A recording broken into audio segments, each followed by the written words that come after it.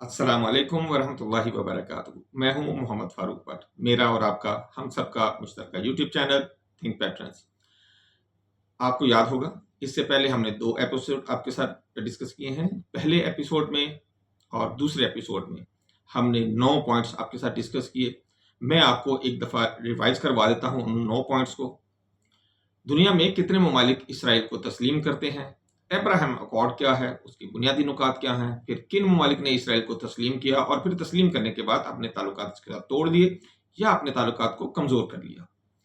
इसी तरह इसराइल के मकासद क्या हैं दुनिया में, फिर फ़लस्तीन ना बनने की वजूहात क्या हैं, हमने इसके ऊपर बात की। कॉलोनियल सेटलरिज्म और इसराइल, इनका आपस में क्या ताल्लुक है और क्या इसराइल वाकई एक सेटलर कॉलोनियल रियासत है।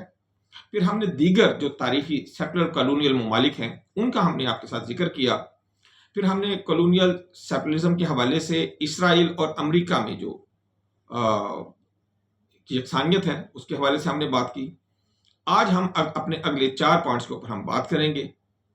चलिए आज हम अपने नेक्स्ट टॉपिक की तरफ चलते हैं और हम बात करेंगे कि जो हमारा 10वां पॉइंट है कि सेटलरिज्म जो है वो उसका जवाल किस तरह स्टार्ट हुआ। और जनाब, हम कॉलोनियल सेटलरिज्म और उसके खात्मे की जब बात करते हैं तो देखें, फ्रेंच अल्जीरिया की हमने सबसे पहले आपसे बात की थी। फ्रेंच अल्जीरिया में 1830 में जो है वो इसके ऊपर कब्जा किया गया और इसका इख्तिताम हुआ 1962 में। कुल 132 साल ये कब्जा रहा फ्रांस का। लाखों अल्जीरियंस को यहाँ पे हलाक किया गया। इसी तरह ऑस्ट्रेलिया की जब हम बात करते हैं, इस पे 1788 से कब्जा करना शुरू किया गया। यहाँ की मकामी आबादियों को भगा दिया गया, दौड़ा दिया गया, मार दिया गया, सब कुछ किया गया और आज तक वो कब्जा जारी है। इस बात को 235 साल हो चुके हैं जनाब। फिर हम कनाडा की बात करते हैं। 1600 ईस्वी से ये काम शुरू हुआ जो आज तक जारी है। इस बात को 425 साल से ज़्यादा हो गए हैं कि कनाडा में, और कनाडा में भी वही काम कि यूरोप से लोग उठकर कनाडा में गए, वहाँ पे जाकर उन्होंने कब्जा किया और फिर आगे की सारी कहानी आपके सामने है। साउथ अफ्रीका में 1652 में कब्जा करना शुरू किया गया जो कि 1994 तक जारी रहा। अपार्थाइडिज्म का खात्मा किया गया 1994 में। अपार्थाइड को ख़त्म करने के लिए जो साल लगे वो 342, जिसमें पुरतशद्दुद और पुरअमन दोनों तरह के एहतजाज शामिल हैं। अमेरिका में 1607 से कब्जा करना शुरू किया गया जो आज तक जारी है। और इस बात को अगर हम नंबर्स में देखें तो तकरीबन 418 साल जो हैं वो बीत चुके हैं। और वहाँ पे जो सफ़ेद फार्म जितने लोग गए, उन लोगों ने वहाँ के जो कबायली थे, जो रेड इंडियंस थे या दूसरे कबाइल थे, उन तमाम को या तो मार दिया या उनको ऐसे इलाकों में धकेल दिया गया जो कि बहुत पसमानदा और दूर अफ्तादा थे। 1948 में इसराइल ने कब्जा करना शुरू किया जो आज तक जारी है। इस बात को 76 साल गुजर चुके हैं। अल्जीरिया में मुसल्लह जद्दोजहद की गई। जैसे मैंने आपको बताया कि इस मुसल्लह जद्दोजहद के बाद टोटल 132 साल लगे अल्जीरिया को आज़ाद होने में। ऑस्ट्रेलिया में जैसा कि मैंने आपको बताया कि हकूक़ की तहरीक चल रही है। मकामी आबादी को जुज़वी हकूक़ तो हासिल हैं, मुकम्मल हकूक़ यहाँ भी अभी तक हासिल नहीं।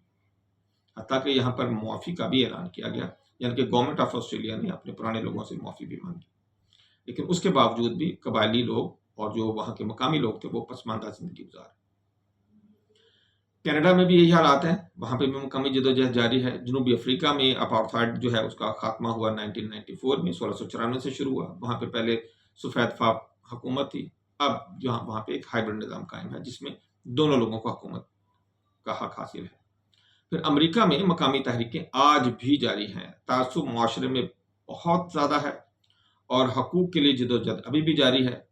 और जो मकामी लोग हैं, जो मकामी वहाँ के बाशिंदे थे, जो रेड इंडियंस थे, वो आज भी बाकी लोगों से पीछे हैं।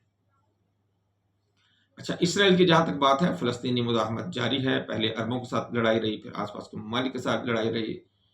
जब से इसराइल बना है گلف میں سکون نہیں آیا، امن آج تک کسی نے نہیں دکھا۔ اللہ رب العزت جلد از جلد یہاں امن قائم کرے اور فلسطینیوں کو اسرائیل کے ظلم سے بچائے۔ اگر ہم خلاصہ کریں کہ سیکولر کالونیلزم ختم ہونے کی عموماً وجوہات کیا تھیں، یہ جو ہم نے آپ کے ساتھ 6 جو ممالک ہیں ان کا جو ذکر کیا، تو ان کا خلاصہ ہمارا یہ نکلتا ہے کہ مقامی آبادی کی مسلح یا سیاسی مزاحمت جاری رہی، رکی نہیں، اور ان لوگوں نے اپنی منازل حاصل کر لی۔ بین الاقوامی دباؤ اور اقتصادی پابندیاں بھی جو ہے اس کے اوپر انہوں نے بہت اپنا پریشر ڈالا، جس کی وجہ سے ان لوگوں نے آزادیاں دی۔ آباد کار حکومتوں کے اندرونی تضادات اور اندرونی مسائل سٹارٹ ہوئے، آپس کی لڑائیاں شروع ہوئیں، جس کے بعد فائدہ ہوا وہاں کی مقامی آبادیوں کو۔ انسانی حقوق کی عالمی تحریکیں جو ہیں انہوں نے جڑ پکڑ لی ہوئی تھی اس دوران میں، اور اس کی وجہ سے جو ایک پریشر ڈیولپ ہوا اقوام متحدہ میں اور بہت سارے دنیا کی تنظیموں میں، اس کی وجہ سے بھی یہ آزادیاں ملی ہیں۔ پھر سازگار بین الاقوامی حالات یہ بھی اس میں اپنا رول پلے کرتے ہیں۔ اچھا، دور جدید میں اگر ہم مماثلت دیکھیں، جو ہمارا 11واں پوائنٹ ہے، امریکہ میں اور اسرائیل میں۔ اسرائیل جیسے میں نے بتایا کہ یہ بھی ایک سیکولر کالونیل ریاست ہے، امریکہ بھی سیکولر کالونیل ریاست ہے، اور جو امریکہ نے اپنی سیکولر کالونیل ریاست کو قائم کرنے کے لیے، بڑھانے کے لیے طریقہ کار اختیار کیے، وہی سارے طریقہ کار جو ہیں آج اسرائیل اپنے ملک میں اختیار کر رہا ہے۔ اور بہت زیادہ جو اور وجوہات ہیں ان کے پیچھے ایک یہ وجہ بھی ہے کہ امریکہ اپنے اس بچے کو جو بالکل اس کے نقش قدم پر چل رہا ہے ختم ہونے سے بچانا چاہتا ہے۔ امریکہ میں بھی وہی کیا گیا تھا کہ نسلی صفائی کی گئی، اور یہاں بھی سیکولر کالونیلزم اسرائیل میں بھی آپ کے سامنے ہے کہ فلسطینیوں کی نسل کشی کی جا رہی ہے۔ دفاع امریکہ کیا کرتا تھا؟ اب جو بھی اس نے قتل عام کیا، جتنا بھی ظلم کیا، اس کا دفاع کیا تھا؟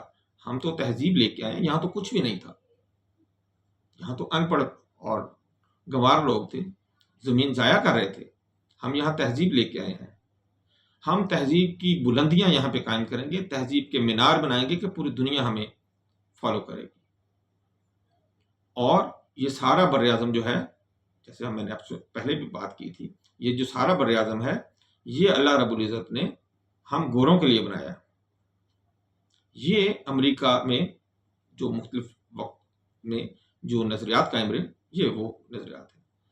اس کی دوسری جانب ہم اسرائیل میں آتے ہیں، وہاں بھی اس طرح کی مماثلت ہے۔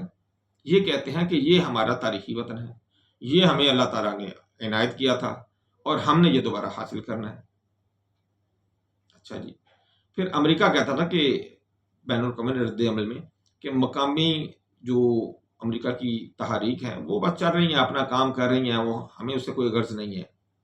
لیکن آج بھی آپ جانتے ہیں کہ امریکہ میں اپنے حقوق کے لیے بہت سارے جو مقامی تحریکیں وہ چل رہی ہیں، اور اپنے حقوق وہ کسی حد تک تو انہوں نے حاصل کر لیے ہیں، لیکن بہرحال ان کے ساتھ اب وہ والا سلوک نہیں ہے جو پہلے غلامی کی صورت میں ان کے ساتھ کیا جاتا تھا۔ جیسے پہلے امریکہ اپنے سیاہ فام لوگوں کے ساتھ یا مقامی آبادیوں کے ساتھ یا مقامی قبائل کے ساتھ جو یہ سلوک ریڈ انڈینز کے ساتھ کرتا رہا ہے، سیم وہی سلوک اس وقت اسرائیل کر رہا ہے۔ لیکن امریکہ میں تو اب اتنے سالوں کا 418 سالوں کے بعد کہیں جا کے وہاں پہ حقوق ملے ہیں، اور یہاں پہ بھی 76 سال ہو گئے۔ دیکھتے ہیں کہ اللہ تعالیٰ ان سختیوں کو کب ختم کرتا ہے، اور جو فلسطینی ہیں ان کو کب راحت ملتی ہے، کب سکون ملتا ہے، اور کب چین انہیں نصیب ہوتا ہے۔ وہ بھی اپنی جو ہے وہ تحریکوں میں شدت لے کے آ رہے ہیں۔ انہوں نے پوری کوشش کی، پہلے امن کے ساتھ کیا، پھر انہوں نے تشدد کی تحریکیں کی، اور اب انہوں نے مسلح تحریک جو ہے وہ اختیار کی، اور اس مسلح تحریک کا دیکھتے ہیں کیا انجام نکلتا ہے۔ اسرائیل کی تو یہ پوری کوشش ہے کہ کسی طریقے سے اس مسلح تحریک کو جو ہے وہ ظلم اور جبر کے ساتھ دبا لے، لیکن جیسے جیسے دباؤ جو ہے وہ انٹرنیشنل دباؤ جو ہے وہ بڑھ رہا ہے، تو امید یہ کی جا رہی ہے کہ بہت جلد جو ہے اسرائیل فلسطین کو ایک الگ ریاست کے طور پر ماننے پر مجبور ہو جائے گا۔ اچھا، امریکہ میں بھی وہی کام کیا گیا تھا کہ فوجی طاقت سے زمینیں حاصل کی گئیں، اور وہی طریقہ جو ہے وہ اسرائیل کرتا ہے کہ فوجی طاقت کے ذریعے زمینیں حاصل کرتے ہیں اور پھر وہاں پہ اپنی آباد کاری کر لیتے ہیں. جہاں پر بھی امریکہ میں یہ ہوتا تھا کہ جو ریڈ انڈینز جو ہے ان کو دھکیلا جاتا، اور جب وہ وہاں کی زمینیں آباد کر لیتے، جیسی وہ آباد کر لیتے، یہ دیکھتے گورے کہ انہوں نے ان محنت کے ساتھ وہاں پہ زمینوں کو آباد کر لیا ہے، تو ان کو مزید پر بنجر زمینوں پہ دھکیل دیا جاتا اور خود وہاں پہ قبضہ کر لیا جاتا. آج آپ کو یہی چیز اسرائیل میں نظر آتی ہے کہ فلسطینیوں کے باغات کو، ان کو کھیتوں کھلیانوں کو قبضہ کر لیا گیا ہے، ان کے گھروں پہ قبضہ کر لیا گیا ہے اور ان کو دھکیل کر ویرانوں میں بھیج دیا گیا. امریکہ جو ہے وہ جب بھی کوئی سلسلہ کار مقامی امریکوں کے جو جب بھی حقوق سامنے آئے ہیں، اس نے ہمیشہ اس کو ویٹو کیا ہے. اور اقوام متحدہ میں کیا ہے، اسرائیل کیونکہ خود ویٹو نہیں کر سکتا تو یہاں بھی آ کے امریکہ ہی اس کو ویٹو کر دیتا ہے. تو یہاں دیکھیں مماثلت کس طرح کی چل رہی ہے. پھر نظریہ سٹی اپون اے ہل، یعنی کہ شہر روشنی کا نظریہ بھی انہوں نے قائم کیا. یہ 1630 میں امریکہ میں جان ونتھروپ نے اپنے خطبے میں کہا تھا کہ ہم ایک شہر روشنی بنائیں گے، تمام قومیں ہماری طرف دیکھیں گی. اور اس کا ماخذ کیا تھا؟ اس کا ماخذ تھا متی، اور اس نے تم دنیا کی روشنی ہو، ایک پہاڑ پر بنا ہوا شہر چھپایا نہیں جا سکتا. یہ ایک بائبل میں سے ایک چھوٹی سی آیت جو ہے اس کو کوٹ کر کے تو 1630 میں جان ونتھروپ نے اپنے خطبے میں اس کو اپنے الفاظ اس طرح دیے کہ ہم ایک شہر روشنی بنائیں گے، تمام قومیں ہماری طرف دیکھیں گی. جبکہ اسرائیل کو ہم دیکھیں تو وہ کہتے ہیں ہم تو خدا کی پسندیدہ قوم ہے اور ہمارا حق ہے کہ ہم اب اس زمین کے اوپر اپنی حکومت قائم کریں، اور یہ تو اللہ تعالیٰ نے ہمیں ودیعت کر دی ہوئی ہے زمین، اور یہ ہماری ہے اور ہم یہاں پہ قائم کریں گے. پھر امریکی اور اسرائیلی کالونیل سیکٹرزم میں مزید اگر ہم یکسانیت دیکھیں تو دونوں خود کو منفرد اور فوق البشر سمجھتے ہیں. یہ سمجھتے ہیں کہ ہم ساری دنیا سے بہتر ہیں اور ساری دنیا ہمارے سامنے ہیچ ہے اور نیچ ہے. ایک نے تورات کو اپنا ہتھیار بنایا ہے، یعنی کہ اسرائیل نے، تو دوسرے نے تقدیر کے نظریے کو اپنا بنا لیا ہے، یعنی کہ امریکہ نے. لیکن دونوں کے راستے پر جو ہے وہ مقامی لوگوں کے آنسو اور خون کے نشانات ہمیں جا بجا نظر آتے ہیں. اگر ہم یہ سوچیں کہ کیا یہ نظریات آج بھی جائز ہیں، تو ایماندارانہ تجزیہ ہمیں تو یہ بتاتا ہے کہ یہ تو انتہائی شرمناک بے ایمانی پر مشتمل نظریات ہیں. اگر منافقت پر ہمارا اور اس دنیا کا اوڑھنا بچھونا بن گیا ہے اور ہم انہیں کچھ نہیں کہہ پا رہے، تو اس میں پھر ہمارا اور یہ ساری دنیا کا ہی قصور ہے. اس میں ان فلسطینیوں کا تو کوئی قصور نہیں ہے. اس صورت میں نجات تو فلسطینیوں کو ہی ملے گی، اور انشاءاللہ ملے گی، یہاں بھی ملے گی اور آخرت میں بھی ملے گی. اور میرا، آپ کا اور ہم سب کا کیا بنے گا جو ہم اس ظلم کو دیکھ رہے ہیں اور دیکھتے ہوئے ہم کچھ کر نہیں رہے، نہ ہی ہم سے کچھ، نہ جیسے میں آج بات کر رہا ہوں آپ سے، دل تو خون کے آنسو روتا ہے، لیکن آواز بھی ہماری بھر آ جاتی ہے. ظلم بہت زیادہ ہو رہا ہے، دعا ہی صرف نکلتی ہے، گلے میں آ کے الفاظ رک گئے ہیں، میں کیا کہوں.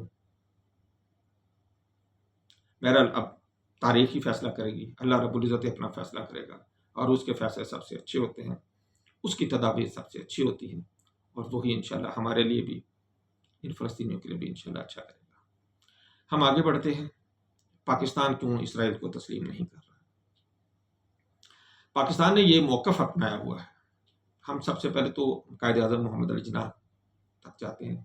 انہوں نے کہا تھا کہ جب تک فلسطین کا ایک ایک انچ کا جو قبضہ کیا ہوا علاقہ ہے وہ اس فلسطینیوں کو واپس نہیں مل جاتا، ہم اسرائیل کو تسلیم نہیں کریں گے.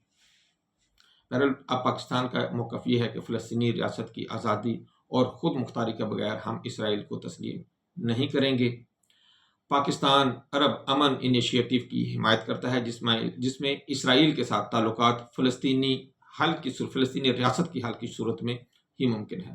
مزید برآں یہ بھی ہے کہ نہ صرف یہ کہ ایک آزاد فلسطینی ریاست قائم کی جائے، بلکہ بیت المقدس کو اس کا دارالحکومت ہونا چاہیے، اور یہ کٹی پھٹی ریاست نہیں ہونی چاہیے.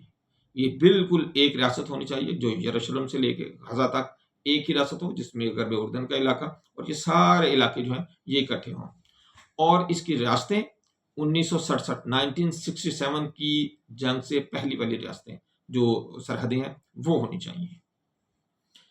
ہماری فوجی پالیسی بھی یہی ہے. عوامی رائے، اور اگر ہم عوامی رائے کی بات کریں تو 98% جو پاکستان کے عوام ہے وہ اسرائیل کو تسلیم کرنے کے بالکل مخالف ہے. میں اپنی بات کروں تو میں بھی انتہا درجے تک بہت زیادہ یعنی کہ اسرائیل کے کو تسلیم کرنے کے خلاف ہوں. سعودیہ کیوں تسلیم نہیں کر رہا؟ دیکھیے، سعودیہ کی حیثیت، مذہبی حیثیت اور امت مسلمہ کی قیادت کے حوالے سے سعودی عرب اپنے آپ کو امت مسلمہ کا ایک لیڈر سمجھتا ہے. مکہ مکرمہ، مدینہ منورہ جیسے مقدس مقامات یہاں موجود ہیں سعودی عرب میں، اس لیے سعودی عرب کے فیصلے پوری مسلم دنیا پر اثر انداز ہوتے ہیں. عوامی رد عمل اور داخلی سیاست کے حوالے سے اگر ہم دیکھیں تو سعودی عرب میں، کیونکہ میں رہ کے بھی آیا ہوں، میرا کچھ عرصہ وہاں پہ گزرا ہے، بار بار میرا جانا ہوا ہے، تو عوامی رد عمل تو وہ یہاں یہ ہے کہ سعودی عوام اور سعودی علماء کی بہت بڑی تعداد اسرائیل کو غاصب، ظالم ریاست سمجھتی ہے اور وہ کسی صورت بھی اسرائیل کو تسلیم کرنے کو تیار نہیں ہے. سعودی حکومت اپنے اندرونی استحکام کے لیے بالکل بھی ایسا کوئی بھی قدم نہیں اٹھائے گی کہ جو وہاں کی عوام کو، جو وہاں کے عوامی غصے کو بھڑکا دے. اگر سعودی عرب اسرائیل کو بغیر فلسطینی ریاست کے تسلیم کرتا ہے تو اس کو اندرون ملک اور بیرون ملک شدید ترین مزاحمت اور دباؤ کا سامنا کرنا پڑ سکتا ہے. یہی وجہ ہے کہ سعودیہ اس طرح کا کوئی سٹیپ نہیں لے رہا. سعودیہ نے ہمیشہ فلسطینیوں کے حق میں دو ریاستی حکومت کے حل میں کی حمایت کی ہے، اور ہمیشہ اس نے کہا ہے کہ 1967 یعنی کہ 1967 کی سرحدوں پر آزاد فلسطینی ریاست جس کا دارالحکومت یروشلم ہو، القدس ہو، بیت المقدس ہو، اگر ان ریاستوں کی بنیاد کے ان سرحدوں کی بنیاد کے اوپر آپ فلسطین کو قائم کریں گے تو پھر ہم اسرائیل کو سوچنے کی طرف جائیں گے. اسرائیل کو تسلیم کرنے کے لیے عرب امن منصوبہ جو 2002 میں بنیاد جس کو بنائی گئی ہے، جس میں بنیادی شرط یہ ہے کہ فلسطین کو ریاست کا درجہ دیا جائے اور تمام مقبوضہ علاقے خالی کیے جائیں، تو اس کے بغیر سعودیہ بھی اس کو تسلیم نہیں کرے گا.